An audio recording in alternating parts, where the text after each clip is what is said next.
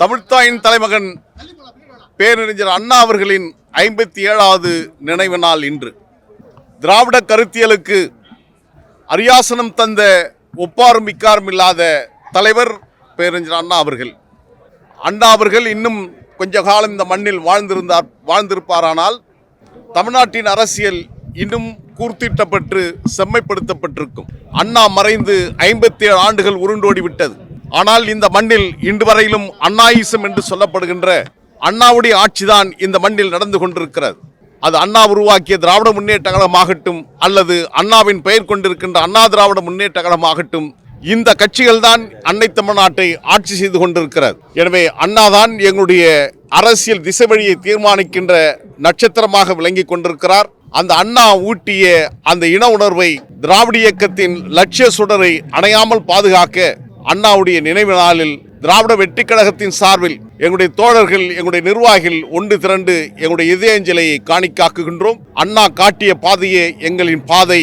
நாங்கள் திராவிட வழிவந்தவர்கள் என்று அண்ணா சொன்னார். அவரின் வழிவந்தவர்களாக நாங்கள் இருக்கின்றோம்.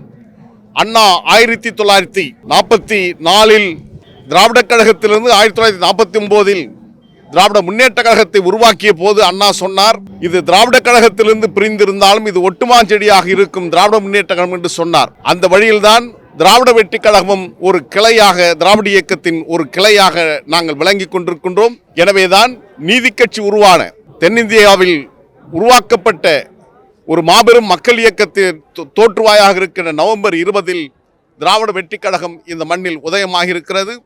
அந்த இயக்கத்திற்கு தமிழ் கூறும் நல்லுலகம் நல்லாதரவு தந்திர வேண்டும். ஆதரவு ஜனநாயக சக்திகள் எங்களை பாதுகாத்திட வேண்டும் என்ற வேண்டுகோளை அண்ணாவுடைய நினைவிடத்திலிருந்து வேண்டுகோளாக வைக்கின்றோம். திராவிட வெற்றி கழகத்தின் உருவாக்கப்பட்டு நவம்பர், டிசம்பர், ஜனவரி என்று 3 மாதங்கள் உருண்டோடி இருக்கிறது. தமிழ்நாட்டின் அரசியலில் ஒரு முத்திரை பதிக்கின்ற களத்தில் பெருத்த தாகத்தோடு திராவிட வெற்றி கழகம் களத்தில் நிற்கிறது. 2026 சட்டமன்ற தேர்தலில் திராவிட வெற்றி கழகம் போட்டியிட வேண்டும் என்ற விருப்பம் எங்கள் தோழர்கள் இருக்கிறது. அது குறித்த விருப்பத்தை ஏற்கனவே நாங்கள் தெரிவித்திருக்கிறோம். வருகின்ற 18ஆம் தேதி தலைநகர் சென்னையில் பத்திரிகையாளர் மன்றத்தில் எங்களுடைய சட்டத்திட்டங்களை வெளியிட்டு எங்களுடைய நோக்கம் என்ன என்பதை தெளிவுபட விவரித்துவிட்டு பிப்ரவரி 28ஆம் தேதி தலைநகர் சென்னையில் எழும்பூரில் இருக்கின்ற சிராஜ் மஹாலில் எங்களுடைய பொதுக்குழுவை கூட்ட இருக்கிறோம். எங்களுடைய விருப்பம் என்ன என்பதை அன்று தெரிவிக்க இருக்கிறோம். ஆனால் நிச்சயம் இந்த தேர்தலில் போட்டியிட வேண்டும் என்ற விருப்பம்தான் எங்களுக்கு இருக்கிறது. நாங்கள் இதுவரையிலும் எந்த கட்சியுடன் நாங்கள் பேச்சுவார்த்தை நடத்தவில்லை. ஆனால் சில அழைப்புகள் இருப்பதை நாங்கள் மறுதளிக்கவில்லை. இருந்தாலும் எங்களுடைய எண்ணம் என்ன என்பதை நாங்கள் ஏற்கனவே விவரித்திருக்கிறோம். அதன்படியே திராவிட இயக்கத்தின் லட்சியங்களை பாதுகாக்க வேண்டிய களத்தில் நாங்கள் உறுதியாக இந்த தேர்தலில் பயணிப்போம்.